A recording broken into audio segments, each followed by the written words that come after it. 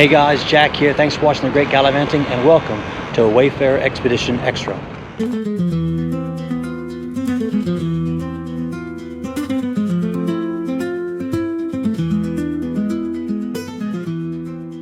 Today I'm visiting the Plaza de Toros de las Ventas in Madrid. This is the premier bull ring in Spain. It is one of the top 3 bull rings in the world and one of only 3 places where a matador can do what's called the confirmation of the alternativa. For me, this is the heart of Spanish style bullfighting, just like so many other things in Spain, and I just absolutely love this bull ring. Everything from the performances to the architecture to the history, and even there's a small bookshop right over there. So let's go check it out.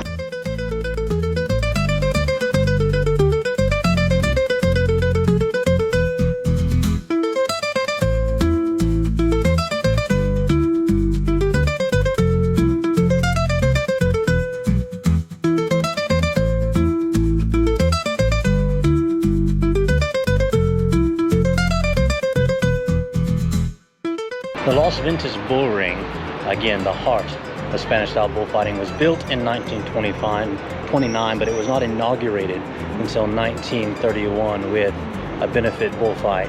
And since then it has performed or has put on bullfights every year, and it's got 2 major fairs. You have the Feria de San Isidro, which is 3.5 weeks of bullfights in May and June. It's got the Feria de Otoño, which is a series of bullfights to close out the official bullfighting season in Spain at the end of September and beginning of October. And I was fortunate enough to attend the Feria de Otoño in the 2024 season, and I got to see the entire season close out here with, unfortunately, 4 injuries to toreros, both banderilleros and matadors. So it's quite a place to be and to witness a bullfight, especially if it's your first time. You get to really see what the true essence of bullfighting looks like here in Madrid.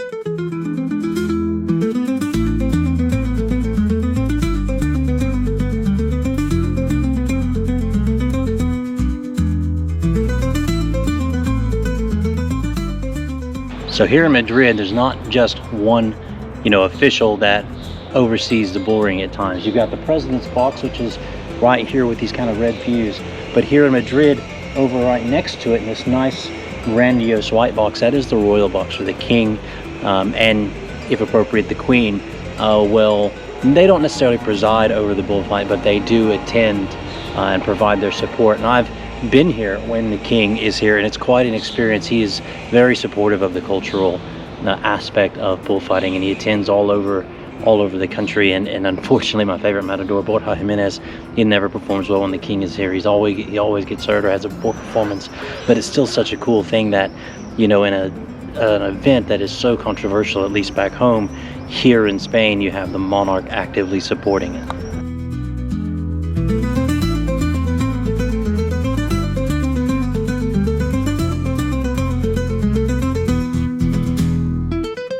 Now I'm actually sitting right now in my seat in the Feria de Otoño in 2024.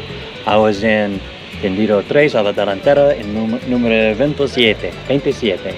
And from this seat, I'll turn the camera around, you can see the Puerta de Cuadrillas is where the matadors and their teams entered. Then over here you have the Toriles, which is where the bulls entered. And from this seat, I got to watch Roca Rey absolutely get thrown around and still stand up and perform and finish his bull. I watched Paco Arena damage his shoulder again in this bull ring, and I watched Borja Jimenez do 3 portagaiolas over here at the Toriles. And Borja Jimenez, he was wearing a beautiful white, gold, and black suit that he has never failed to perform well in. And so I'm really hoping he's wearing that suit in Pamplona, because he really performs well in it. It just really sticks out and really, really looks good.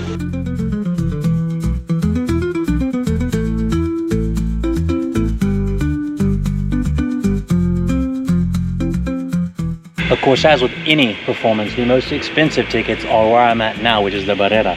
Now, in small rings like Casalla de la Sierra, where Joe and I were fortunate enough to watch Borja Jimenez in his first ever Único Espada, where he took on 6 bulls in the same night, she and I and our friend Luca sat in the Barrera seats for 40 euros, and we were much closer than I am right now. The ring actually came all the way up to here, and there was no callejon. Now, here in Las Ventas, these seats in the shaded section, which is where I'm standing now underneath the president's box, these go for hundreds of euros a night.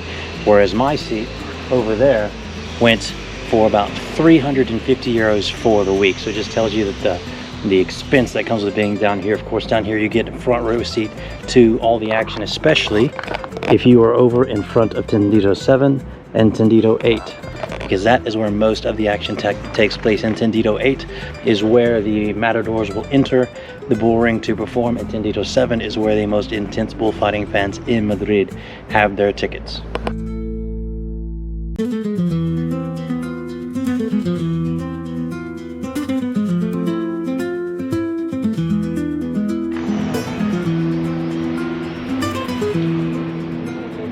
Now in Spain, when it comes to bullfighting, the bulls ultimately die in the end, but the meat doesn't go to waste. Depending on the Plaza de Toros that you're at, they either donate the meat from the killed bulls to charities to help feed, for example, homeless, or they sell it off to local restaurants and banyas so that they can have the prestige of having the meat from the bull that was killed the night before. Now, some plazas, like the third category rings in La Línea de la Concepción and Gedaya de la Sierra, they do not have the ability to butcher their meat on site, so they ship them off in refrigerator trucks. However, here in Madrid, right over there, they have an on-site butcher where the bulls are dragged out of the ring by the mule teams, taken there, butchered, and then sent off. In Pamplona, they have the same thing. In fact, one of the things that happens right before the matadors arrive in Pamplona is a refrigerator truck drives up and they have to clear out all the crowds waiting for the toreros to get there. So that takes place right down here in Madrid.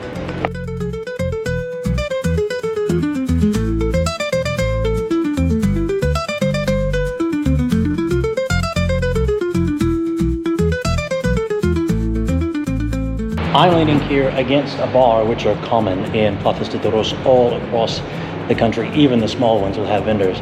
Now, what's interesting about bullfights is, of course, you have alcohol that is sold to you. They have snacks that are really expensive, but they're also bring your own alcohol events. The only rule is no glass, and even then they're not inspecting. So as far as I'm concerned, I have this pink cooler that I take with me that Joe insisted that we buy the last time we were in Madrid, a year ago, about today, I think, actually.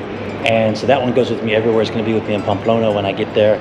And that one I pack full of beer and casnaranjas and snacks and bocadillos, most importantly, so you don't have to buy them here. And it's just part of what makes the bullfighting aurora and the entire culture and process around it so alluring. Is it's a very free environment. You can smoke, you can bring your own alcohol, you can share with friends, and of course, after the third faena, everyone breaks out their bocadillos, their sandwiches, to eat all at once. If you've never eaten a bocadillo and drank a beer with 24,000 of your new friends, it is quite the experience.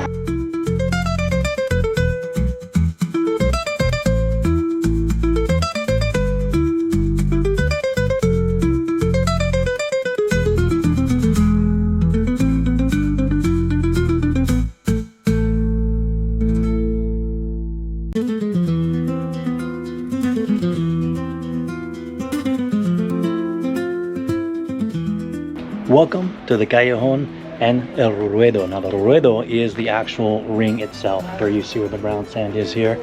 And sometimes here in Madrid, if you're visiting, you can actually enter, but there was a noviada nocturna last night, so they have got to clear it off so they can clean, so you can't go in. And I'm standing behind a boledero. Now the boledero, as you can see, it's quite tall. This is where the bullfighters, whether they be banderilleros or matadors, they stand to get away from the bulls. And if you look closely, you can see that it is quite a tight fit, and they are absolutely adept at getting behind it when it counts.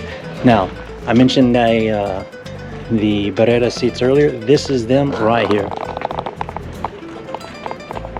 And they sit right behind the Callejon, where they can see everything going on, whether it be the ganaderia and the mayolas talking about their stock that they presented, or the bulls coming out or carrying off bullfighters into the infirmary. And if you ever get the chance to sit down this low and be right next to the action, I highly recommend it, because it's an experience you will never forget or see again. So behind me, over my right shoulder over here, that is the Torriles, the Puerta de Torriles, where the Toros Bravos, the Toros de Lidias, where they enter the ring. Now there's 3 gates here, and that's because back behind the scenes, there's a lot of stuff going on to get the bulls ready to go. Before the bullfight, early in the morning, the bulls are sorted into their pens, where they are moved from the general corrals where there's steers and bulls from many different ranches, and they move the ones for that night into their individual pens, and that's where they come out right there. So when you heard me talk about the Puerta Gaola de Borja Jimenez, he was sitting right there on his knees, ready to welcome the bulls into the ring.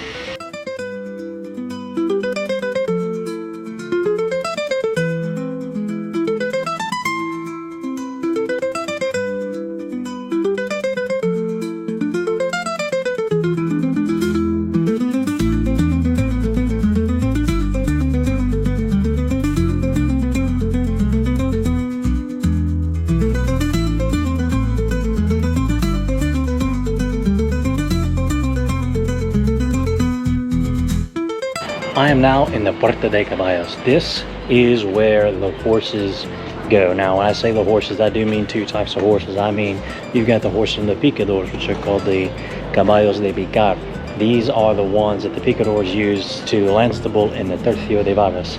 There's also the rejonadores and rejonadoras, in the case of La Ventas, horses that they use to perform during a corrida de rejones or a rejoneo. Now, you can see this sand behind me.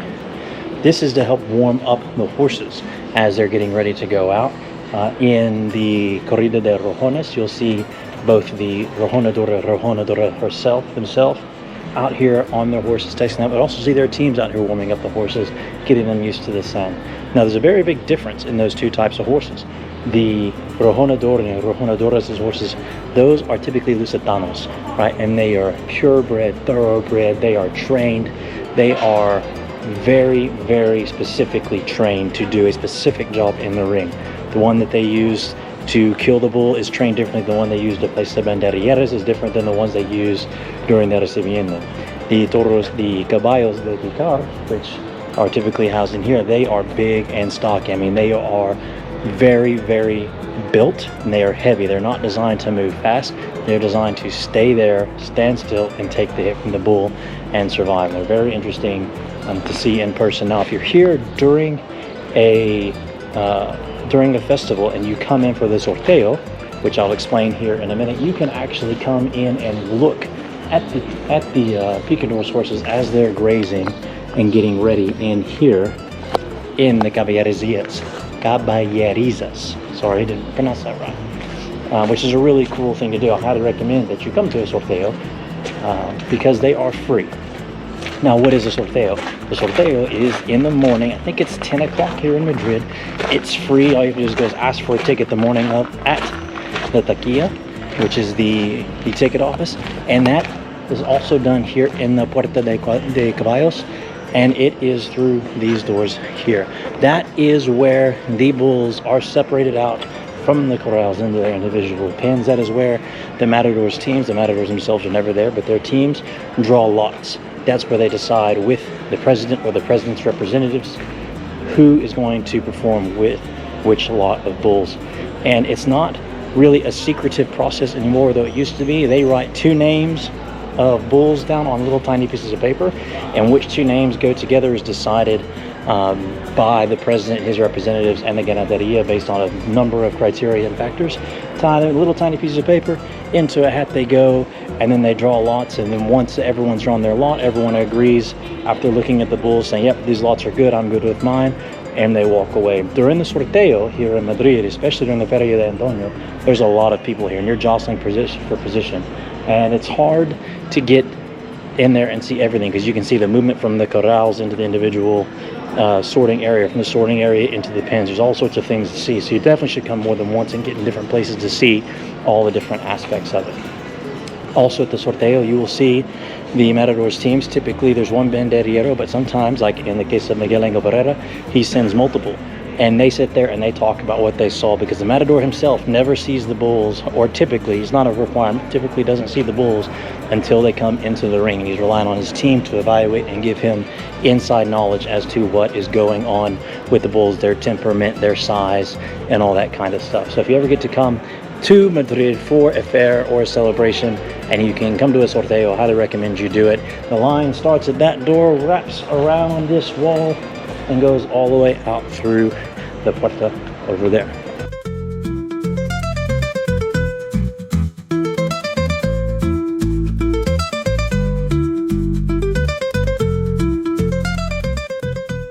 And just as there are no atheists in foxholes, there are no atheists in bullfighting. And behind me you have the capilla, which is common in every single bull ring across Spain. Now, not every capilla is as fancy as this one. Casal de la Sierra is very simple. However, they all have the same feel about them. This is the last stop for the toreros, where they picadores, matadores, banderilleros, before they head out for the paseo, as they ask God for protection and success in their night. At the end of the Las Ventas tour that you take, it's 16 euros to take, there is the Museo Taurino. That is the bullfighting museum. Now, can't take videos or pictures up there, so I don't have anything. I didn't go up there this time because I have been there before. However, highly recommend that you go because it is an amazing experience. It's got a lot of bullfighting art, a lot of history, and the audio guide tells you all about it. Now, next to the Museo Taurino is the Puerta de Cuadrillas. Now, I misspoke earlier. Inside, that is not the Puerta de Caballos, that is the Patio de Caballos. And it comes through the Puerta de Cuadrillas. Now, the Puerta de Cuadrillas, this is where the matadors arrive for the night. So before any given festival, you will see this area here crowded with people as they're trying to get pictures, photos, or those same thing, pictures, videos, autographs, memorabilia from the toreros. And it is quite the amazing thing to see. I've been here before. It's amazing to me just how much these toreros like to interact with their fan base, and they are more than happy to take a long time with them, especially Jose Maria Manzanares and Juan Ortega. They spend a lot of time with their fans. One time I even watched in Bilbao, Juan Ortega had to be told by the police that he needed to leave because he'd been there too long and they wanted to go home. So still, it's a pretty cool environment all the way around.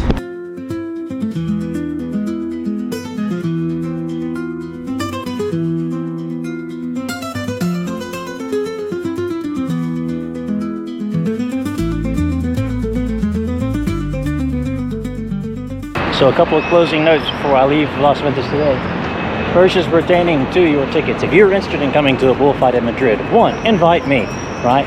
You need to take someone who knows what they're talking about so they can explain everything to you if you've never experienced it before, and I will love to go. I believe you me, I will go with you. Second thing is you need to buy your tickets online. You can buy them at the gate there. They are required by Spanish law to hold 10% of the available seats. It's a little less than 2,400 tickets for sale the day of. However, on days with big names like Rocare y Morante de la Puebla, those are going to be sold out. They're going to say no hay billetes. So you need to get them online as soon as they come available. Now, during the summer, they have novilladas and corridas every Sunday and Thursday. Sunday for corridas, rejoneos for novilladas, y novilladas they go on Thursdays. And you don't necessarily need to buy tickets in advance, but it's highly recommended. The second thing I want to talk to you about is the style of the bull ring itself. It is in the Neo-Mudéjar style, which is stemmed from the Moorish or Islamic style, depending on what part of the world you're from and what you call it. Now, this style is very typical of Andalusia down in southern Spain, and that is because the Muslims invaded the Iberian Peninsula when in the first millennium. I forget the exact year. I want to say it was 8th century. And their architecture remains influential on Spain today. And this bull ring is no exception. You can see the Islamic style arches, the Islamic style tiles, and they mixed it in with a bit of that Spanish flair. And it's an absolutely beautiful building. And to me, it's more beautiful than the one in Sevilla. Not because Sevilla is not beautiful, because it's very typical of bullfighting architecture and what it really truly means to be, an aficionado and, the culture of tauromaquia.